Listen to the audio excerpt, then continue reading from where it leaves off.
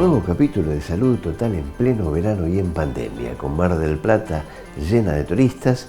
Naturalmente lo necesitábamos, fueron años muy difíciles a partir del encierro, pero independientemente de la alegría que implica recibir semejante cantidad de turistas, la pandemia nos obliga a cuidarnos y a estar atentos, a apelar a nuestra responsabilidad individual. Mar del Plata recibe cada verano una inmensa cantidad de turistas que se agregan a la población estable.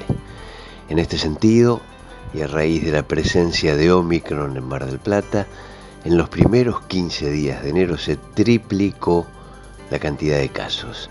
A este efecto conversamos con el doctor Eric Abe, presidente de la Federación de Clínicas de Buenos Aires.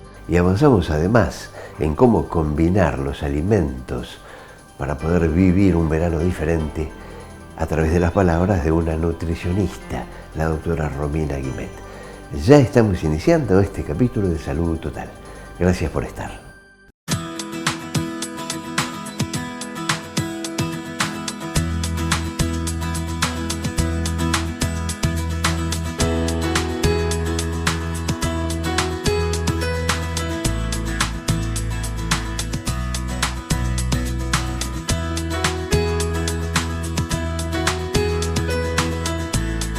Finalmente, el vecino país de Brasil, luego de varias charlas, inicia la vacunación para pequeños de entre 5 y 11 años de edad. Inicia la vacunación anti-COVID para niños de entre 5 y 11 años en Brasil. El estado de Sao Paulo comenzó con la campaña de inmunización el viernes con un acto simbólico en el reconocido Hospital de Clínicas, en el que se aplicó la vacuna a un menor indígena de 8 años. Davi será el primer niño brasileño en recibir una vacuna de Pfizer para su inmunización, un momento histórico para Brasil. La vacunación de unos 20 millones de niños de esa edad comenzará la próxima semana en ciudades como Sao Paulo, Río de Janeiro y Belo Horizonte con la vacuna de Pfizer-BioNTech. Tendrán prioridad menores con limitaciones de movilidad, deficiencias permanentes y grupos vulnerables como indígenas. Sin embargo, el inicio de la vacunación enfrentó críticas al gobierno de Jair Bolsonaro por supuesta demora para la autorización y las declaraciones del mandatario en las que asegura que al igual que él, su hija de 11 años tampoco será vacunada. Es un acto inhumano. Un gobierno que retrasa la vacunación de los niños por motivos ideológicos es un gobierno inhumano. En medio de un alza de contagios por la variante Omicron, Brasil se une ahora a países que extendieron la inoculación a niños como Estados Unidos y Alemania. Con referencia al riesgo sanitario de superpoblación de camas, con referencia al aumento de casos, conversamos con el doctor Gustavo Eric Abe, presidente de la Federación de Clínicas de Buenos Aires. Esta es la nota. Bueno, a lo largo del mes de enero, podemos decir, estamos en la tercera semana de enero y durante las dos primeras hubo un aumento significativo, fueron duplicando por ahí la cantidad de pacientes internados, de números muy bajos que veníamos de principio de diciembre y que ya finalizamos diciembre prácticamente con aproximadamente 40, 50 internados. Ya en la primera semana de enero ya teníamos 90 internados y en la segunda semana de enero 150. O sea que esto fue subiendo de 50 a 50 en cada semana y en lo que va de estos 4 días de la semana se mantiene en esos 145, 140, 150. Se triplicó en relación a diciembre. Claro. Sí, hubo un crecimiento importante a medida que fueron creciendo también los casos y sobre todo que se vio reflejado principalmente en la cantidad de casos activos. Siempre los casos activos son los que aportan lamentablemente internaciones, ¿no? Así que se vieron incrementadas a medida que fueron subiendo los casos activos. Ahora, como los casos activos se están manteniendo, se mantienen, disminuyen un poco. También cambiaron los criterios de los protocolos que hay, cambiaron para los testeos, ¿no? Ya al principio, en diciembre, la gente se venía hisopando por si acaso, se venía hisopando porque había sido contacto estrecho, a salir de la duda, en muchos casos. Claro. Ya en la primera semana de enero se cambió el protocolo a que solo se hisopen los que tienen síntomas y no se hisopen los que están asintomáticos. Eso se vio reflejado en que, bueno, disminuyó un poco la presión que había de cuadras y cuadras de cola en muchos de los centros de testeo. Afortunadamente, sí. Claro, en la segunda semana eso también fue disminuyendo un poco y ahí se cambió nuevamente el protocolo.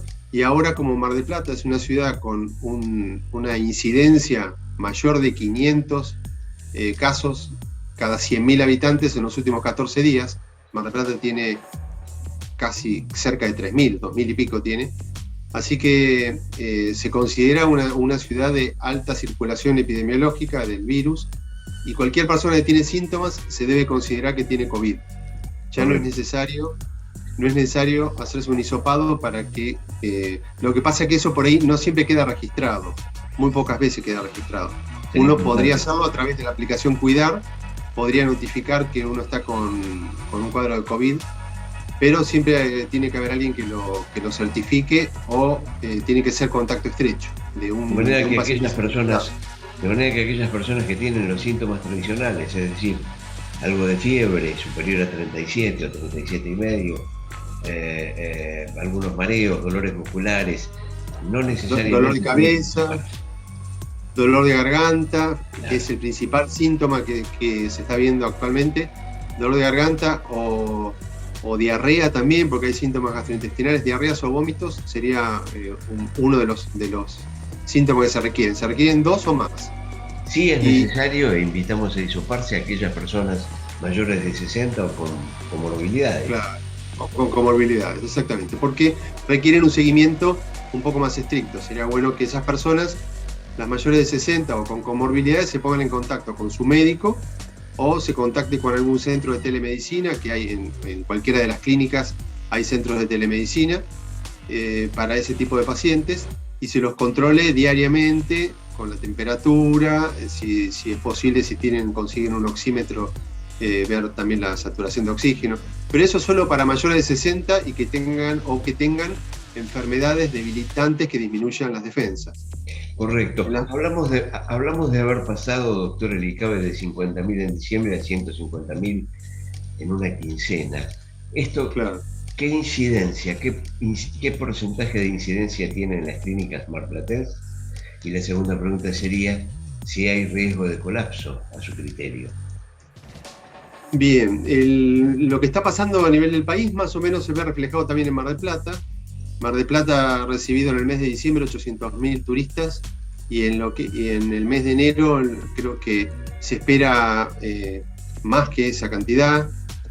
Habitualmente en las temporadas promedio Mar del Plata entre diciembre, enero y febrero recibe a 3 millones de turistas, claro, y se sospecha que esta temporada puede llegar a ser hasta superior.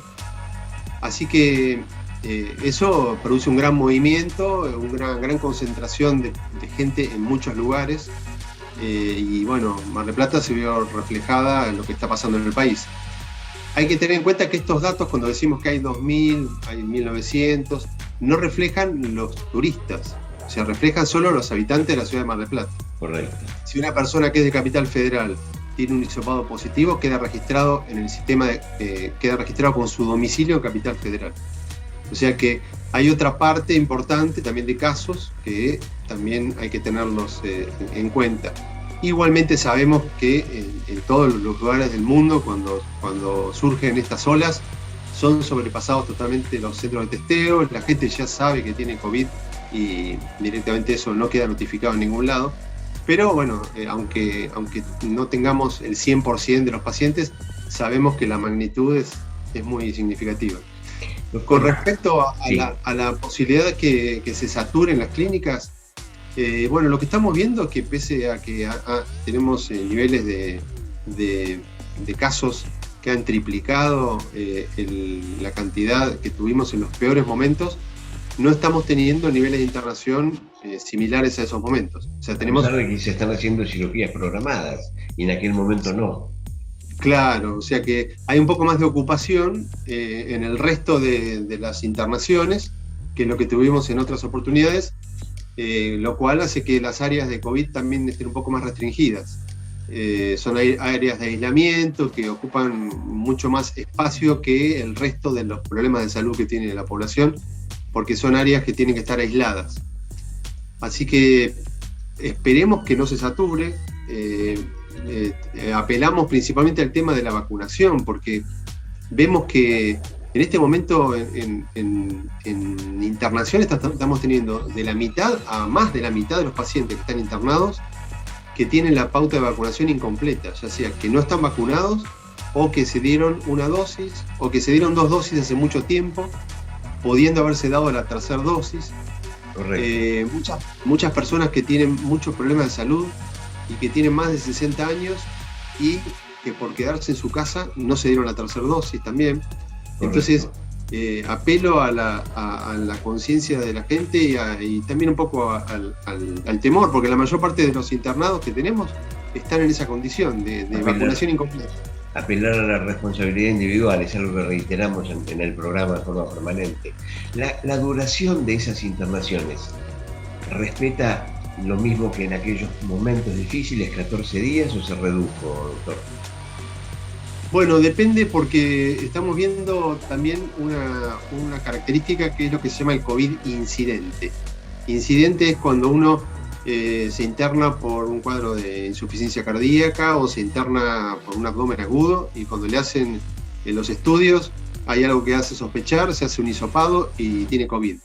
Entonces eso retrasa un poco muchas de las internaciones, y esos pacientes terminan en el área de aislamiento porque no pueden estar en otro lado, y por ahí tienen una apendicitis, para poner un ejemplo, ¿no? Una apendicitis y aparte COVID.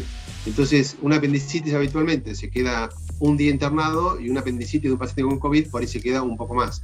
Y ni hablar de enfermedades crónicas descompensadas como insuficiencia renal crónica, diabetes que se descompensa, que hace que esas internaciones sean más largas. Brevísimo corte comercial, menos de 1 minuto y medio, para contarles novedades de las empresas que apoyan este proyecto.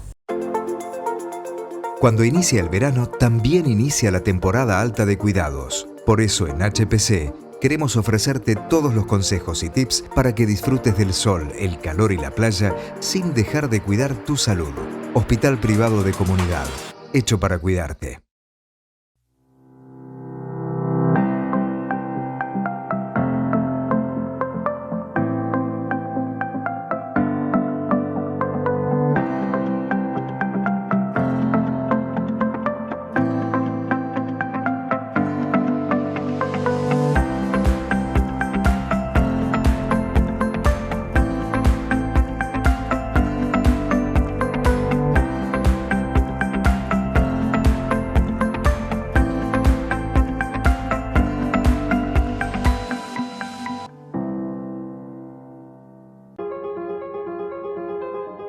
Este sonido lo cambia todo. Audífonos con pilas recargables. Centro Oficial Widex. Galería Sacoa, primer piso. WhatsApp 223-682-1480. Teléfono 491-0001. Ayudamos a los usuarios a volver a oír el sonido natural.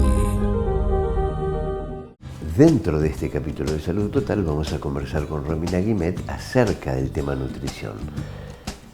Pero hay un informe interesantísimo del por qué las frutas y verduras pueden ser tan útiles para nuestro normal sueño. Se reconoció durante mucho tiempo que las bebidas y los alimentos que tienen cafeína complican el sueño. Los hallazgos de un estudio publicado en Annual Review of Nutrition indican que leer un libro, tomar un baño caliente, cada uno tiene su propia forma de tratar de conciliar el sueño. Pero a veces, claro, esto resulta infructuoso. 1/3 de las personas en Reino Unido sufren de insomnio, 3 de cada 10, lo que significa que luchan por intentar dormir. Y 2 millones de personas dependen de las pastillas para dormir. Pero puede haber una forma más sencilla de mejorar el sueño. ciertos grupos de alimentos como frutas y verduras e incluso ciertos panes pueden ayudar. Este fue el hallazgo de Annual Review of Nutrition. Comer una dieta que contenga muchas frutas y verduras, además de legumbres y panes integrales, se asoció con una mejor calidad del sueño. Se comprobó que 400 mujeres, cuanto más adherían a una dieta de estilo mediterráneo, rica precisamente en frutas, verduras, nueces y proteínas, más mejoraba su calidad de sueño. Precisamente hablamos de nutrición con una especialista, la doctora Romina Guimet, en esta nota. Gracias por acompañarnos, Romina. Hola Félix, un gusto estar con vos nuevamente. Voy a hacerte algunas preguntas de la gente, sencillas pero muy eficaces, porque por otra parte escuchamos muchos conceptos dando vuelta por allí, pero a veces no sabemos cómo resolver cuestiones simples. Por ejemplo, pregunta número 1. Sabemos que necesitamos empezar bien el día y que un desayuno saludable es fundamental. ¿Cómo sería un desayuno saludable? Un desayuno saludable, como vos bien dijiste, es la energía que necesitamos para desarrollar nuestras actividades a lo largo del día, tanto intelectuales como físicas. Entonces, vendría a ser la comida más importante, porque según lo que comamos es como vamos a desarrollar nuestro día.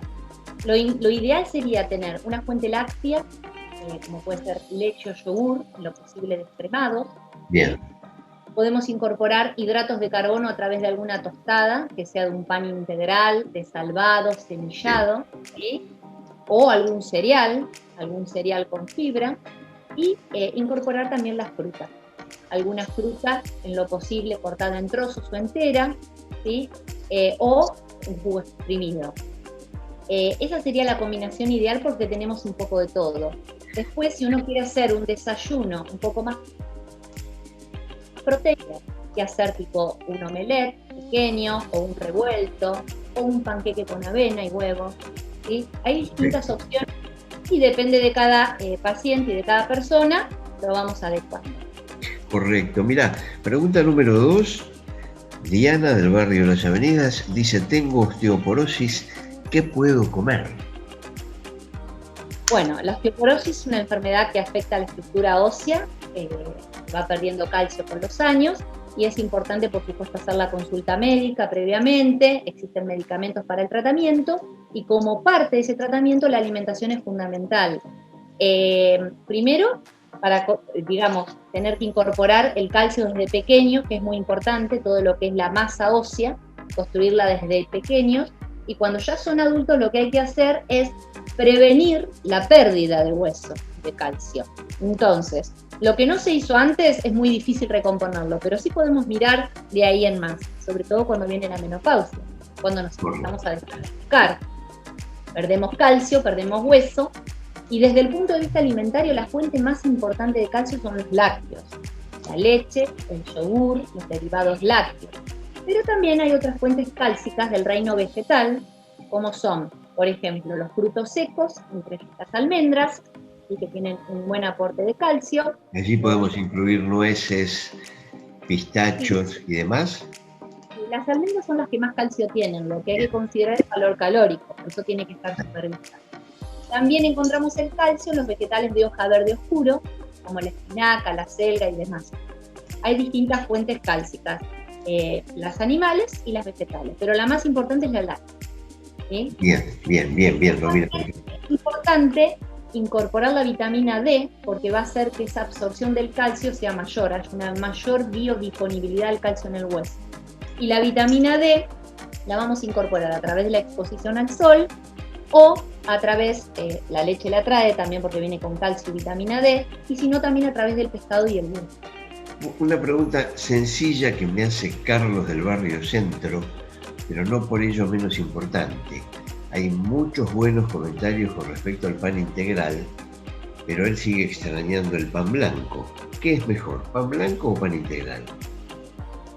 Bueno, hay que ver, en realidad en su composición son similares. La diferencia es que el pan integral puede ser también un pan semillado o un pan con agregado de fibra, lo que hace es tiene diferentes funciones a diferencia del pan blanco. En primer lugar, el aporte de fibra hace que sea más nutritivo, tenga mayor cantidad de nutrientes. La harina blanca y refinada del pan blanco no tiene prácticamente nutriente más que un aporte calórico y de hidratos de carbono. A eso le sumamos que el pan integral lo que tiene es saciedad. Al tener fibra, la fibra nos aporta esa saciedad, ¿sí? Y la necesitamos además la fibra para la flora intestinal, es importante. Y un punto muy importante a tener en cuenta, que esto también lo trabajo mucho en el consultorio con los diabéticos, la diferencia entre uno y otro, es el valor del índice glucémico, ¿sí? Los hidratos de carbono simples, ¿sí? Son los azúcares, y los complejos se encuentran en las harinas.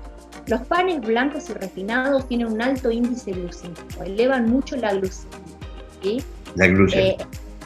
Claro, yo le incorporo fibra a ese pan, lo que hago es que ese valor de glucemia no se eleve tanto y la curva entre en meseta. Es decir, no eleva tanto la glucemia porque la fibra retarda la absorción. Claro. Entonces, vos me decís que recomiendo, siempre voy a ir por un pan integral, semillado o con fibra.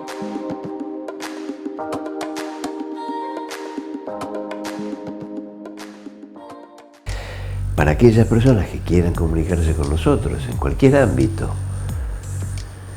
para pedir temas, presencia de médicos o para consultar acerca de pauta publicitaria, nuestra línea directa en WhatsApp aquí en pantalla, 223-5963-107. Rudy Capella, Salta 1507, casi 25 de mayo. Rudy Capella, laboratorio contactológico, en la búsqueda de la excelencia. Cuando inicia el verano, también inicia la temporada alta de cuidados. Por eso en HPC queremos ofrecerte todos los consejos y tips para que disfrutes del sol, el calor y la playa sin dejar de cuidar tu salud. Hospital Privado de Comunidad, hecho para cuidarte. Centro de Imágenes Médicas de Clínica 25 de Mayo presenta su nuevo tomógrafo Multislice Philips. Reduce la radiación hasta en un 80%. Estudios en tiempo real. Gran velocidad en la adquisición de imágenes. SIM, un gran avance tecnológico a su servicio. Muchísimas propuestas generadas durante la pandemia, durante nuestro encierro, que tuvieron que ver con nuevos jueguitos entre comillas, nuevas propuestas para jugar en redes. La adicción a los videojuegos hoy es realmente una patología. Así lo dispuso la Organización Mundial de la Salud en su nuevo manual. Está bien que diferencian uso y abuso, pero realmente se busca una mejor calidad de vida. Solamente en Argentina hay más de 20 millones de jugadores. A partir del 1 de enero de este año rige el Manual de Nuevas Enfermedades, elaborado por la Organización Mundial de la Salud, donde se incluye la adicción a los videojuegos. El 42% de los habitantes de la Argentina, es decir, más de 19 millones de jugadores, adhieren realmente a esta patología. Esto afecta a diferentes edades y tiene distintas consecuencias. Es decir, desconcentración en la escuela, en el trabajo e incluso alejamiento de la vida social, que incluye el encuentro con familiares y amigos, que se ha relegado. Esto realmente tiene que ver con un patrón de comportamiento que se caracteriza por el deterioro del control, de nuestro control, del autocontrol sobre estos videojuegos, que lo transforman en una adicción. Esto se encuentra enmarcado en la clasificación de trastornos mentales, conductuales o del neurodesarrollo. Prudencia en España ante los primeros casos de la Omicron sigilosa. Madrid, Cataluña y Baleares han sido las primeras comunidades en detectar casos de la subvariante BA2, que ya se ha extendido por unos 40 países. Carolina Darias, ministra de Sanidad. Y con toda la prudencia, la información que tenemos es que no tiene un comportamiento muy diferente a la BA1. No obstante, como cualquier variante de preocupación, como cualquier BOC en terminología, digamos, del CAES, de seguimiento de la vigilancia, pues estaremos atentos para hacer el seguimiento. De momento se han registrado unos 5 casos en España, 2 en Cataluña, otro en Baleares y otros 2 en Madrid. Enrique Ruiz Escudero, consejero de Sanidad de la comunidad. De momento y con la debida prudencia no estamos especialmente preocupados, ¿no? Yo creo que hay que estar observando cómo es el comportamiento de estas personas que se han contagiado y a partir de ahí pues ir tomando, si hubiese que tomar alguna decisión en ese sentido. Se prevé que el número de casos de esta subvariante, más difícil de detectar, aumente en los próximos días. Actualmente el linaje originario de Omicron sigue predominando en la sexta ola, cuya incidencia bajó este jueves por cuarto día consecutivo, hasta una incidencia a 14 días de 3.139 casos, aunque con un número de positivos diarios que ha superado los 130.000. Muchas consultas relacionadas a los espacios donde encontrarnos. Naturalmente, Canal 7 Somos de Flow, Canal 525, plataforma Flow en todo el ámbito de la República Argentina, la Capital Cable, naturalmente, y Canal 41 de Aire. Ya retornamos.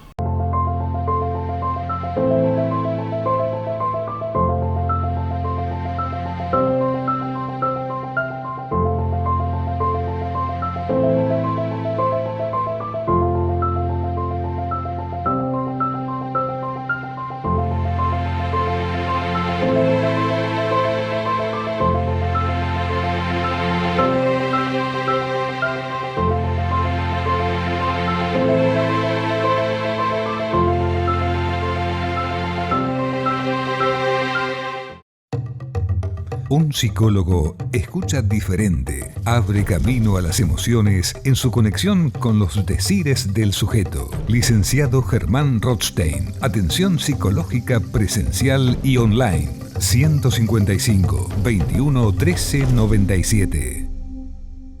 Ahora un nuevo sistema dinámico para la confección de plantillas computarizadas. Todo nebulizador, tecnología computarizada y conocimientos adecuados generan un producto superior. Todo nebulizador. Alberti 3224, casi Independencia.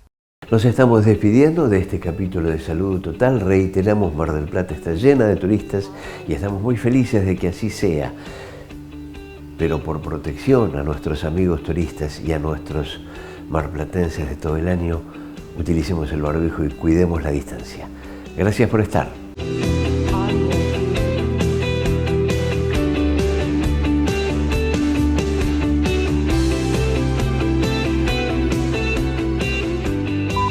La producción de este programa es miembro de Caprica, Cámara Argentina de Productores y Realizadores Independientes de Contenidos Audiovisuales.